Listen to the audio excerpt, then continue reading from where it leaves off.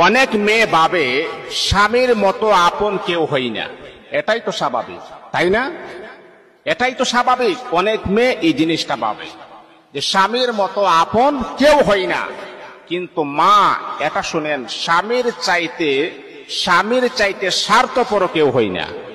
দেখবেন, স্বামীরা দেখবেন, যখন তার ইচ্ছে হয়েছে তখন কিন্তু আপনার সাথে ভালো ব্যবহার করবে, যখন তার ভালো লাগতেছে না তখন কিন্তু আপনার সাথে সে খারাপ ব্যবহার করবে, যখন আপনাকে সে ইউজ করবে তখন তার আচরণ অন্যরকম হয়ে যাবে, যখন ইউজ করা যখন শেষ হয়ে গেছে তার আচরণ ভিন্ন হয়ে যাবে।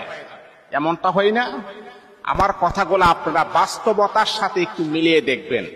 মা বোনেরা, আপনারা যারা আছেন, যারা দেখেন, বাস্তবতার সাথে আমার কথাটা মিলিয়ে দেখবেন, কথাটা কি একমত হয় কিনা।